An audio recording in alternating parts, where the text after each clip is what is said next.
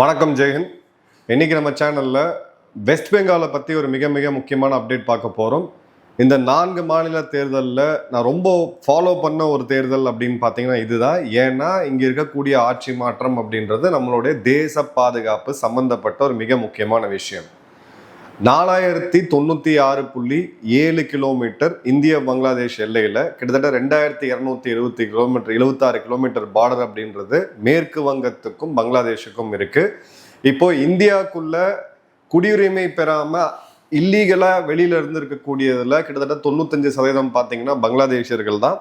So இந்த massive கிளீனப்பை அவங்க அரசாங்கம் எவ்வளோ பெரிய லெவல்ல முன்னெடுத்திருக்கிறாங்க அப்படின்றத நம்ம தொடர்ந்து அப்டேட் பார்த்தோம். இப்போ சில பிரேக்கிங்கான அதே மாதிரி ஷாக்கிங்கான நியூஸ் வரக்கூடியதை நம்ம பார்க்குறோம். பங்களாதேஷோடைய எல்லையில் இந்திய பங்களாதேஷ் எல்லையில் பிஎஸ்எஃப் இப்போ ரொம்ப அக்ரெசிவாக வேலி போடுற அந்த பார்டர் ஃபென்சிங் வேலையை முன்னெடுத்திருக்கிறாங்க. இப்போ பங்களாதேஷ்ல இருந்து நேற்று ஒருத்தர் வேலியை கிராஸ் பண்ணி வேலியை அமைக்கக்கூடிய அந்த இடத்துல இந்தியாவுடைய எல்லை பகுதிக்குள்ளே வராரு. பிஎஸ்எஃப் அவரை கையங்கலமாக பிடிக்கிறாங்க. ஒரு பக்கம் அந்த நகரை பங்களாதேஷ் பார்டர் கார்ட்ஸ் பிஜிபி அவங்க அந்த பக்கம் ரெஸ்கியூ பண்ணுறதுக்கு இழுக்கிறாங்க.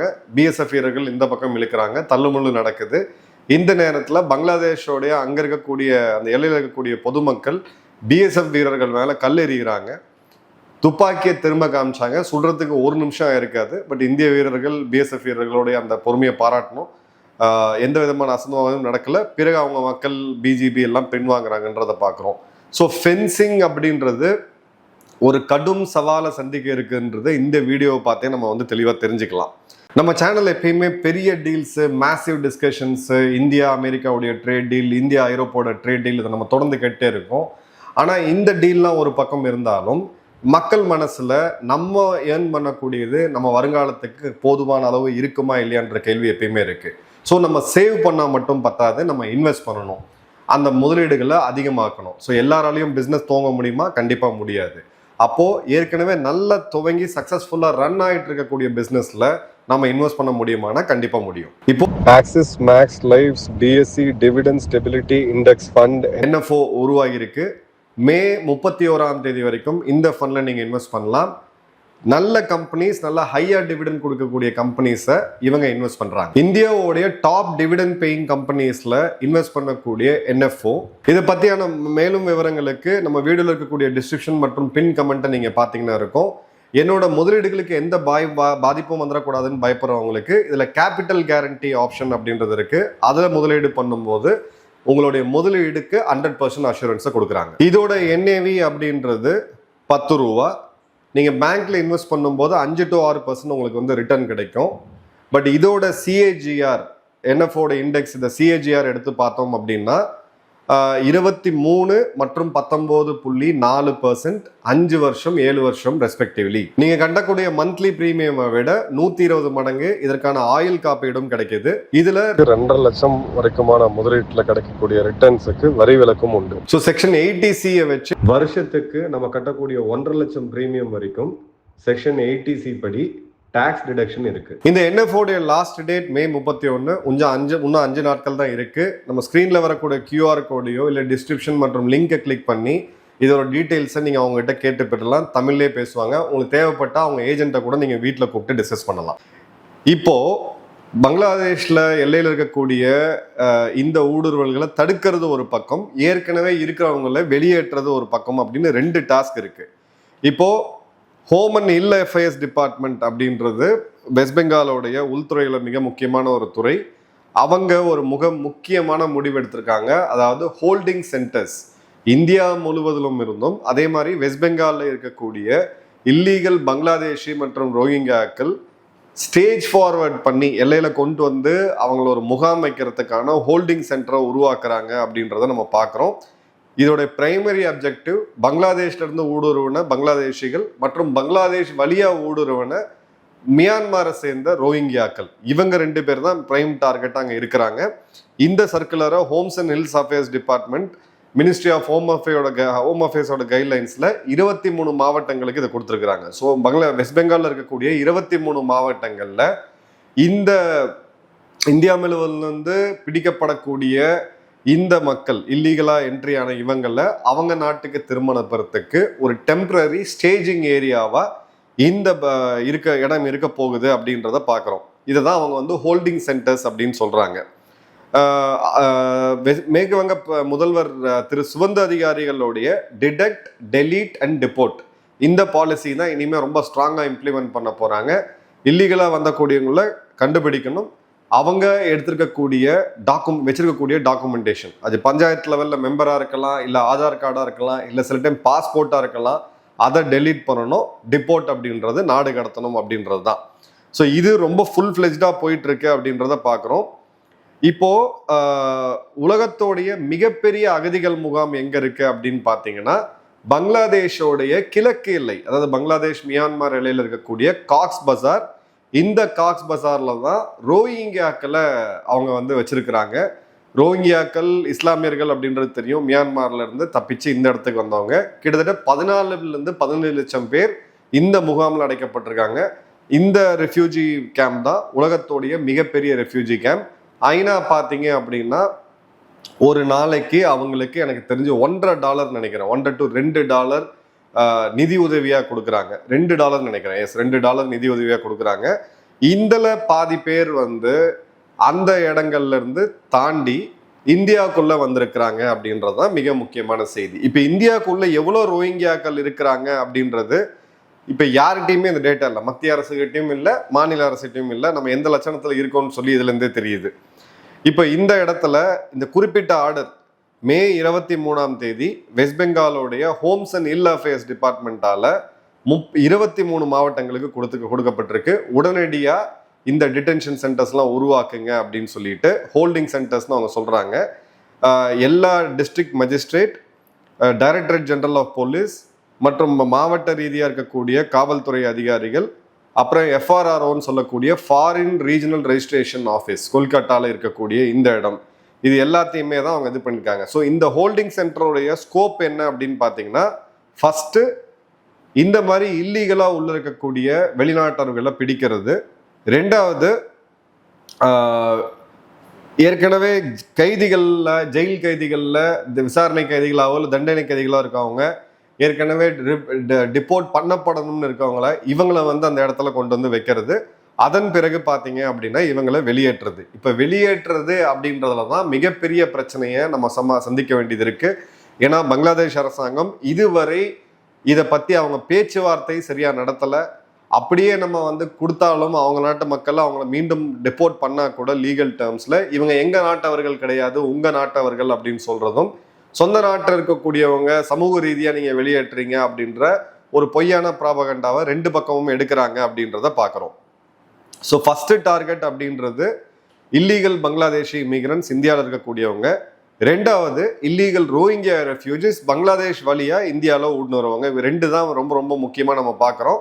இந்த ரெண்டு பேருமே இந்த ரெண்டு கைண்ட் ஆஃப் இல்லீகல் இமிகிரன்ஸுமே சிட்டிசன்ஷிப் அமெண்ட்மெண்ட் ஆக்டுக்குள்ள வராதவங்க அப்படின்றத நம்ம பார்க்குறோம். ஸோ இப்போ இது ஏன் ஸ்பீடப் ஆகுது அப்படின்னா, ஆப்வியஸாக அந்த ஆட்சி மாற்றம் அப்படின்றது நடக்குது. ஸ்ட்ரக்சரலாக ஒரு பெரிய நெக்ஸஸ் இருந்துச்சு, நான் ஏற்கனவே சொன்னேன். அங்கேருந்து இங்கே உள்ள ஊடுருவறதுக்கான மெக்கானிசம், இதுக்கு ஒரு மாஃபியா செயல்பட்டுருக்கு. இவங்களுக்கு இந்தியாவோடைய அடையாள அட்டை போன்ற ஆதார் போன்ற விஷயங்களை வழங்குறது, இது ஒரு மாஃபியா செயல்பட்டுருக்கு. அங்கேருந்து பெண்களை கடத்தி கொண்டு வந்து இங்கே தவறான தொழில்களில் ஈடுபட்டு வைக்கிறது, இது ஹியூமன் டிராஃபிக் மாஃபியா தனி.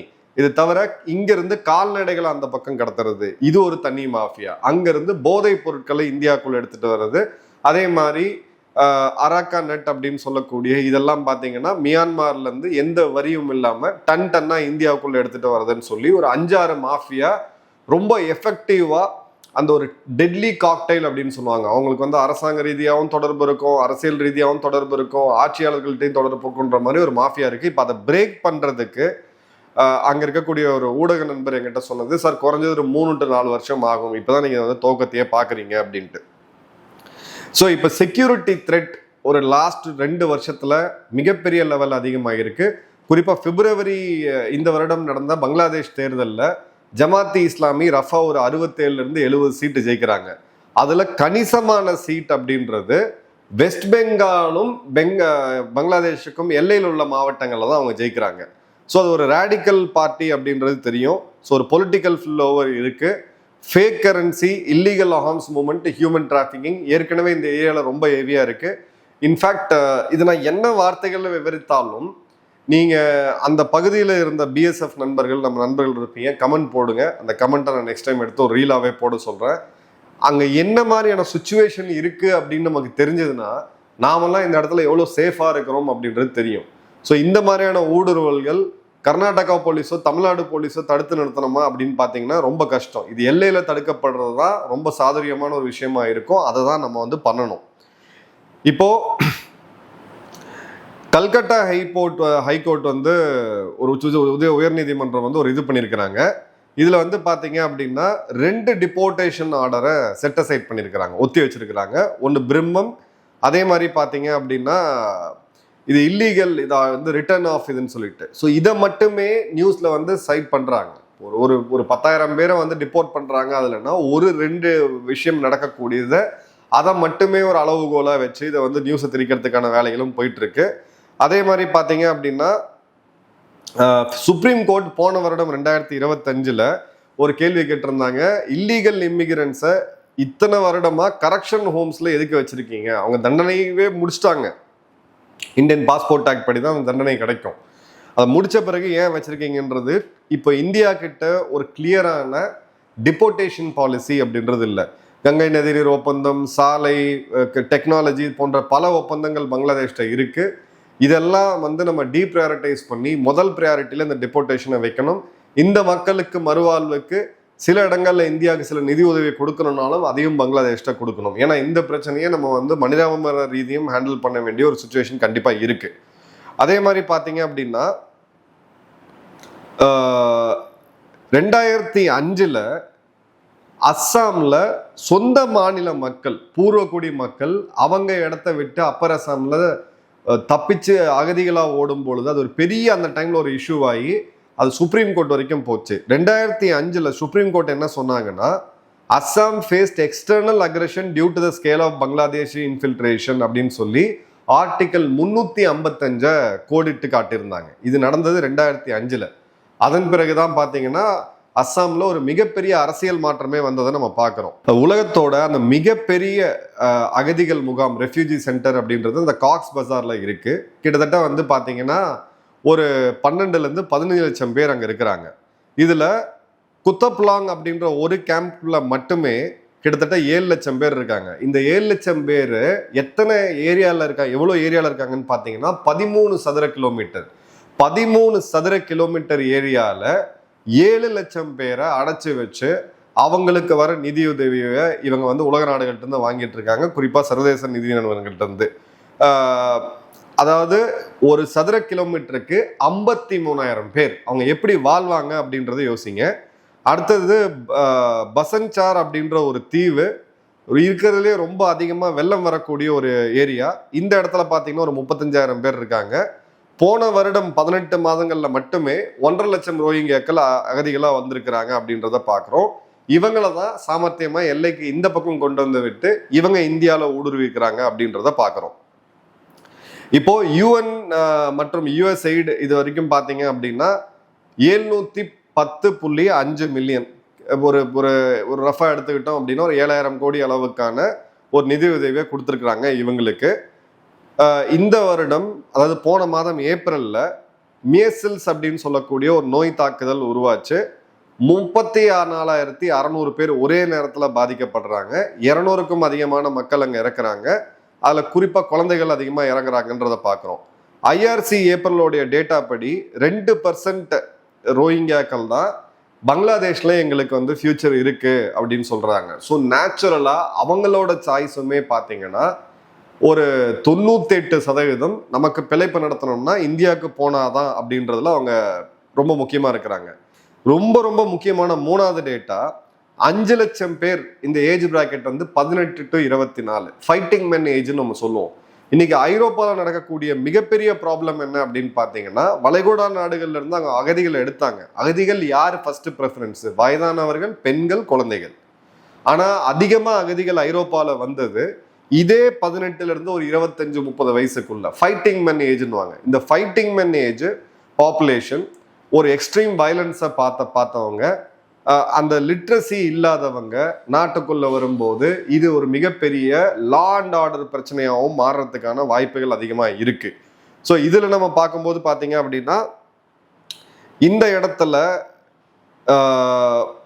40,000 பேர் அக்ராஸ் இந்தியா நம்ம இந்த இடத்துல ஹோஸ்ட் பண்றோம். இதை நான் ஏன் சொல்றேன் அப்படின்னா, இந்த ஹோல்டிங் சென்டர்ஸ் மேல மனித உரிமை மீறல்கள் இந்தியா வஞ்சிக்குது அப்படின்னு சொல்லி உள்ள இருக்கவங்களும் வெளியில இருக்கவங்களும் ஒரே நேரத்துல குரல் கொடுக்கக்கூடிய இந்த ஃபுல் டைம் போராளிஸோட இது வரும். இப்போ கேட்க வேண்டிய கேள்வி, பங்களாதேஷ்ல ஐநாவுடைய மிஷன், அங்க ஐநாவுடைய ஹியூமன் ரைட்ஸ் கமிஷனர் போன வருடம் தான் முகமது யூசுஃபோட அந்த கேம்ப்ல நின்று செல்ஃபி போட்டாரு.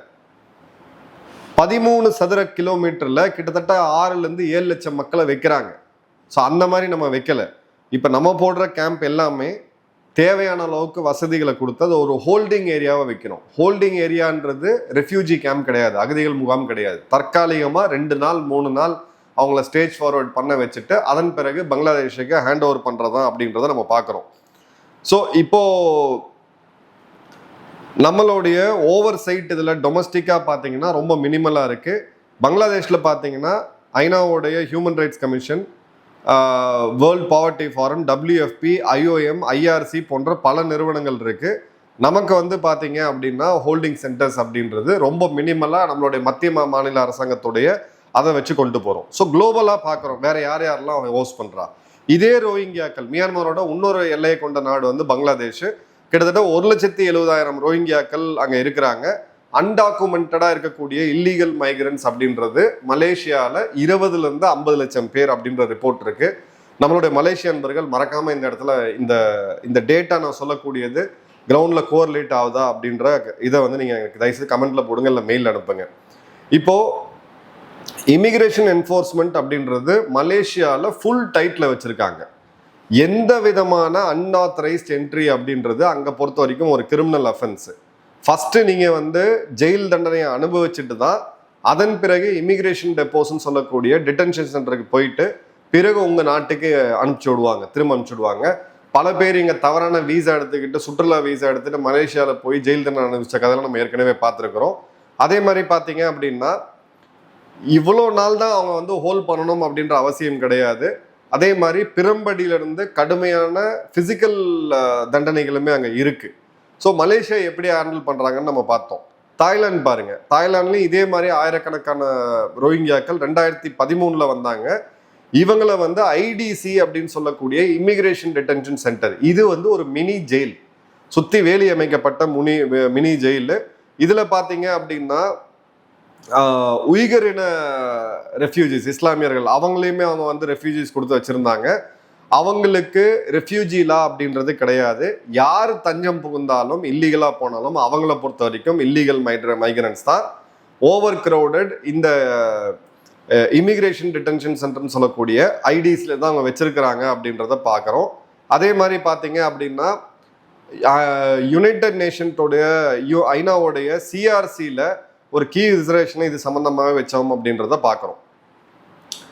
இப்போ அடுத்தது அமெரிக்காவுக்கு வரும். மார்ச் 2026 வரைக்கும் இந்த ஒரு 15 மாதங்களோட டேட்டா எடுத்தீங்கன்னா 1794 ஃப்ளைட்டு, என்ஃபோர்ஸ்மெண்ட் ஃப்ளைட்டு. இந்த நாடு இந்தியாவோ இல்லை வேற எந்த நாடை நீங்க ரிசீவ் பண்றீங்களா இல்லையான்றது வேலை கிடையாது. கையில விலங்க மாட்டி அங்கிருந்து ஃப்ளைட் எடுத்துட்டு இங்கே இந்தியாவில் ட்ராப் பண்ணுவாங்க. அதற்கான சார்ஜஸையும் இந்திய அரசாங்கமோ இல்லை வேற ஒரு அரசாங்கத்தையோ வாங்குவாங்க. இப்போ மால்டோவா, மியான்மார், தாய்லாந்து போன்ற பல இடங்கள், ஏன் இந்தியாவிலே அம்ரிஸ்டர்ல இந்த மாதிரியான விமானங்கள் தரையிறங்கிறத நம்ம பார்த்தோம். ஹவுண்ட்ரோஸ் மற்றும் காட்டமாலா, இது 2 இடத்துல மட்டுமே 41% ரிமூவல். சென்ட்ரல் அமெரிக்கன் நாடுகளுக்கு மாஸ் டிபோர்டேஷன் அவங்க பண்ணியிருக்கிறாங்க. அதே மாதிரி பார்த்தீங்கன்னா தேர்ட் கண்ட்ரி டிரான்ஸ்ஃபர்ஸும் அவங்க பண்ணுறாங்க. எங்கள் நாட்டில் இதெல்லாம் பார்க்கறதுக்கு எங்களுக்கு வேலை கிடையாது. கேமரூன் போன்ற நாடுகளில் காசு கொடுத்து இன்னொரு நாட்டுக்கு அனுப்பிச்சு வச்சு அங்கேருந்து அனுப்புறது, நடுக்கடலில் திரும்ப அனுப்புறது அப்படின்றதெல்லாம் பார்க்குறோம். ஆஸ்திரேலியாவிலும் இதே மாதிரி நிலைமை தான். சவுதி, கல்ஃப் நாடுகளில் ரொம்ப கிளியரான ரூலு, அகதிகள்ன்ற பேச்சுக்கே இடம் கிடையாது. யார் உள்ளே வந்தாலும் அவங்க இல்லீகல் ஸ்டேட்டஸ் தான். ஸோ பக்கத்தில் இருக்கக்கூடிய இஸ்லாமிய நாடுகள், சிரியா, ஈராக் போன்ற நாடுகள்லேருந்து அகதிகள் வந்தால் கூட அவங்க ஏற்றுக்கிறது கிடையாது. அதனால தான் பார்த்தீங்க அப்படின்னா சவுதியில் கடந்த காலங்களில் எத்தோப்பியா, பங்களாதேஷ் மற்றும் பாகிஸ்தான்லேருந்து மாஸ் டிபோர்டேஷன் அவங்க பண்ணாங்க அப்படின்றத பார்க்குறோம். சவுதி அரேபியாவிலேருந்து 8 லட்சம் எத்தியோப்பியர்கள் கிட்டத்தட்ட 2013 டிபோர்ட் பண்ணப்பட்டாங்க. அதே மாதிரி பார்த்தீங்க அப்படின்னா இதை வந்து ஒரு ரிலீஜியஸ் இஷ்யூவாவோ இல்லை எமோஷனல் இஷ்யூவாவோ எடுக்கிறது கிடையாது. ஸோ நம்மளை பொறுத்த வரைக்கும் இந்த இடத்துல தயவுதாட்சணை காமிக்க முடியாது. ஏற்கனவே இங்கே இருக்கக்கூடிய இயற்கை வளங்கள் அப்படின்றது ஸ்ட்ரெயின் ஆயிருக்கு. வேர்ல்டோட மோஸ்ட் பாப்புலேட்டட் கண்ட்ரி.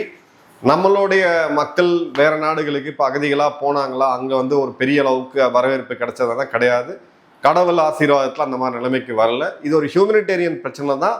பட் அகதிகள் உள்ள வரனாலும் அவங்க அதற்கு உண்டான ரெகுலேஷனை ஃபாலோ பண்ணி இந்திய அரசாங்கத்துக்கிட்ட அஃபிஷியலாக அனுமதி வாங்கிட்டு தான் வரணுமே தவிர, இந்த மாதிரி லட்சக்கணக்கான மக்கள் உள்ள வந்து இங்கே இருக்கக்கூடிய டெமோகிராஃபி சேஞ்சாக வருது. அஸ்ஸாம் மாதிரி சொந்த மாநிலங்கள்லேயே அங்கே இருக்கக்கூடிய பூர்வகுடி மக்களே மைனாரிட்டிகளாக மாறுறது, அங்கேருந்து வெளியில் போடுறது மற்றும் இங்கே இருக்கக்கூடிய வேலை வாய்ப்புகளை அவங்க எடுக்கிறது அப்படின்றத நம்ம நிச்சயமாக அனுமதிக்க முடியாது. உங்கள் கமெண்ட்ஸை கமெண்ட் பாக்ஸில் போடுங்க. நன்றி, வணக்கம், ஜெயன். இந்த முக்கியமான ஜியோ பொலிட்டிக்கல் நிகழ்வுகளை பற்றி பேசும்போது உங்களுடைய இன்வெஸ்ட்மெண்ட் ஆப்பர்ச்சுனிட்டியை பற்றி நான் பேசியிருந்தேன். இப்போ இதில் உங்களுக்கு இன்ட்ரெஸ்ட் இருந்துச்சு அப்படின்னா இந்த ஸ்க்ரீனில் இருக்கக்கூடிய QR கோடையோ இல்லை டிஸ்கிரிப்ஷனில் இருக்கக்கூடிய லிங்கோ கிளிக் பண்ணி இதை பற்றி நீங்கள் கம்ப்ளீட் டீட்டெயில்ஸ் கேட்டு பெறலாம்.